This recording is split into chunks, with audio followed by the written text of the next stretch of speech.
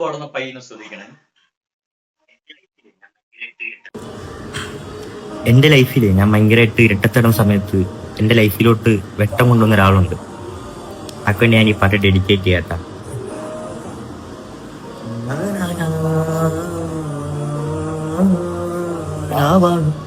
നീ എന്റെ നിലാവാണ്, നീയില്ല നേരം ഞാൻ ഈ ഭൂമിയിൽ ഇന്നാരാവാനാണോ രാവാണ്. ഈ പാടുന്ന മനുഷ്യന്റെ പേര് കിച്ചു. നിങ്ങൾക്ക് ഒന്നുകൂടി വ്യക്തമായിട്ട് പറയണമെങ്കിൽ സുധി എന്ന് പറയുന്ന ഒരു ഒരു നല്ലൊരു കലാകാരൻ നേരത്തെ പോയി, ഒരു അപകടത്തിലാണ് മരിച്ചു പോയെന്നറിയ. രണ്ട് വർഷം ആവുന്നു. അദ്ദേഹത്തിന്റെ പ്രിയപ്പെട്ട മൂത്ത മകനാണ് ഇദ്ദേഹം. സുധി എന്ന് പറഞ്ഞ മനുഷ്യൻ പലപ്പോഴും പറഞ്ഞിട്ടുണ്ട്, അദ്ദേഹം പ്രോഗ്രാമുകൾക്ക് പോകുമ്പോൾ ഈ കൊച്ചു പയ്യനെയും കൊണ്ടുപോകുമായിരുന്നു. അവനെ സ്റ്റേജിന് പുറകിൽ ഉറക്കിക്കെടുത്തിയിട്ടൊക്കെ പ്രോഗ്രാം അവതരിപ്പിച്ചിട്ടുണ്ട്.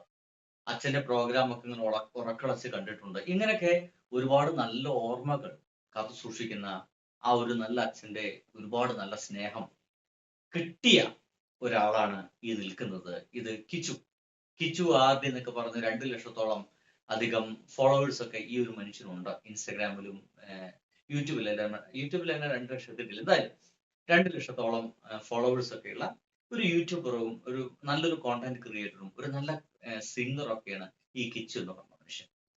ഇവർ ഈ അടുത്ത കാലത്ത് ഒരു കമന്റ്, ഒരു വീഡിയോ ഉണ്ട്. ആ വീഡിയോ ആണ് നിങ്ങൾക്ക് കാണാൻ കഴിയുന്നത്. ഈ വീഡിയോയിൽ അദ്ദേഹം പറഞ്ഞ കാര്യം ഇങ്ങനെയാണ്.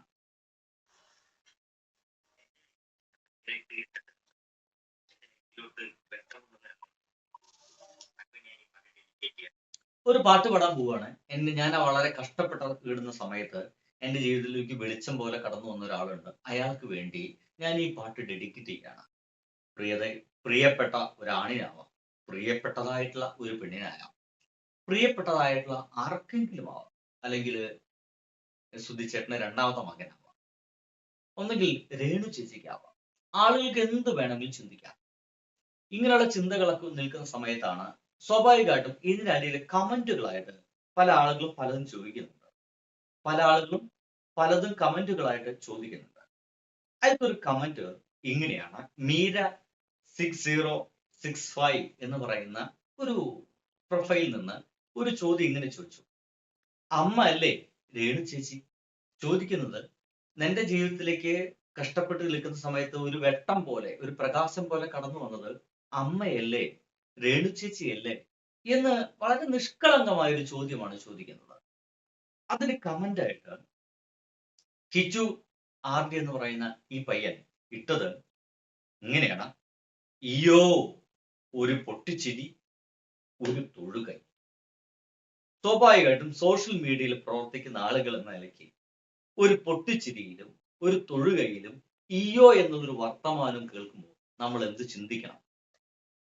അമ്മയാവുമല്ലേ അയ്യോ എന്ന് പറയുമ്പോൾ എന്തായിരിക്കും?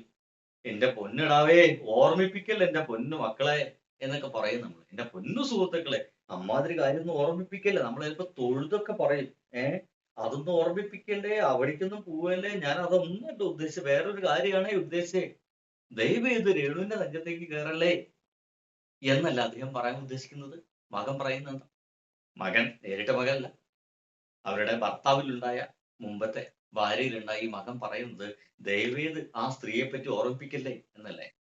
അതായത് ഇവന്റെ ജീവിതത്തിലേക്ക് ഒരു വെളിച്ചമായിട്ട് കടന്നു വന്നത് രേണു എന്ന് പറയുന്ന അച്ഛന്റെ 2ാമത്തെ ഭാര്യയല്ല എന്ന് തന്നെയല്ലേ ഈ മകൻ ഇതിൽ പറയാൻ ശ്രമിക്കുന്നത്. നോക്കൂ, ഇതിന്റെ താഴത്തുള്ള കമന്റുകളൊക്കെ ഭയങ്കര രസകരമാണ്. ഒന്നിങ്ങനെയാണ്, അതെങ്ങനെയാണ്, ബ്രോ ഷോക്ക്ഡ്. ഒരാള് ഇങ്ങനെയാണ്, അവന് മനസ്സിലായി തുടങ്ങിയോ എന്ന് വെച്ച് കഴിഞ്ഞാൽ എന്താ? അവന് മനസ്സിലായി തുടങ്ങിയോ? എന്താണ് അമ്മ ഇപ്പൊ ചെയ്തുകൊണ്ടിരിക്കുന്ന കാര്യങ്ങൾ എന്നൊക്കെ ഏകദേശം മകന് മനസ്സിലായി തുടങ്ങിയോ? അമ്മയുടെ സോഷ്യൽ മീഡിയയിലുള്ള ഈ അപരാധങ്ങളെല്ലാം അവന് വേദനിപ്പിക്കുന്ന രീതിയിലേക്ക്, കിച്ചുവിനെ മാനസികമായിട്ടൊക്കെ വേദനിപ്പിക്കുന്ന രീതിയിലേക്ക് മാറി തുടങ്ങിയോ? അവന് ഈ സോഷ്യൽ മീഡിയ ഒക്കെ കണ്ടുകൊണ്ടിരിക്കുന്ന ആളല്ലേ. അപ്പോഴാണ് ഞാൻ താഴത്ത് ഒരു കമന്റ് കണ്ടത്. അത് മനോരമയുടെ ഒരു പോസ്റ്റ് ഷെയർ ചെയ്തതാണ്. പഴയ കരച്ചിൽ മാറ്റിവെച്ച് എക്സ്പോസിംഗിലൂടെ ഉദ്ഘാടനം പിടിക്കുന്ന രേണു ചേച്ചിയുടെ പുതിയ തന്ത്രം കണ്ടുപിടിക്കണം. ബിഗ് ബോസിലെ മേൽക്കൂര വിളിയിൽ നിന്ന് ഈ ബോൾഡ് അവതാറിലേക്ക് ദൂരം അത്ഭുതമാണ് എന്ന് പറഞ്ഞിട്ട് സത്യം പറഞ്ഞു കഴിഞ്ഞാൽ ഇവർ ഊക്കുന്ന രീതിയിലുള്ള ഒരു കമന്റ് ആണ്. അതായത് ഇവരുടെ ബോഡി ചില ഭാഗങ്ങളെല്ലാം പ്രദർശിപ്പിച്ചിട്ട് കൂടുതൽ ഉദ്ഘാടനങ്ങൾ വാങ്ങിക്കുന്നു, കൂടുതൽ ആളുകളിലേക്ക് എത്തുന്നു, കൂടുതൽ ഷോർട്സുകളൊക്കെ ചെയ്യുന്നു, അതിൽ നിന്ന് നല്ല വരുമാനം ഉണ്ടാക്കുന്നു എന്നൊക്കെ പറയുന്നു. ഇപ്പൊ തന്നെ 1,50,000 രൂപ ഇവരൊരു എക്സ്ക്ലൂസീവിന് വേണ്ടിയിട്ട് അവരെന്തൊക്കെയോ എക്സ്ക്ലൂസീവ് ഇനി കാണിച്ചു തരാൻ പോകുന്നുണ്ട് രേണു.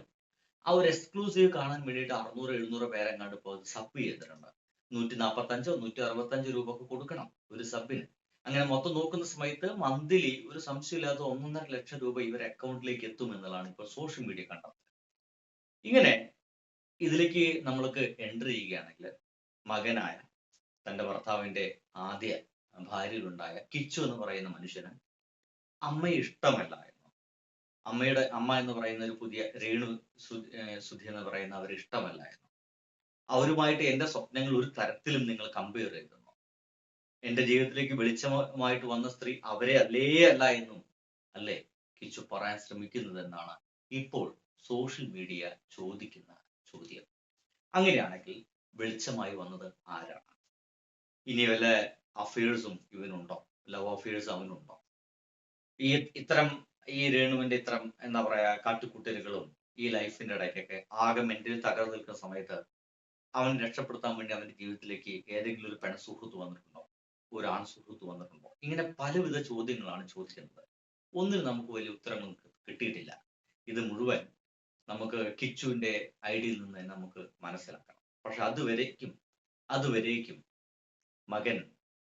ഈ മകന് രേണു എന്ന് പറയുന്ന ആളുമായിട്ടുള്ള ഒരു അകൽച്ചയെ സൂക്ഷിക്കുന്ന വാക്കായിട്ട് ഇതിനെ മനസ്സിലാക്കേണ്ടി. ബൈ.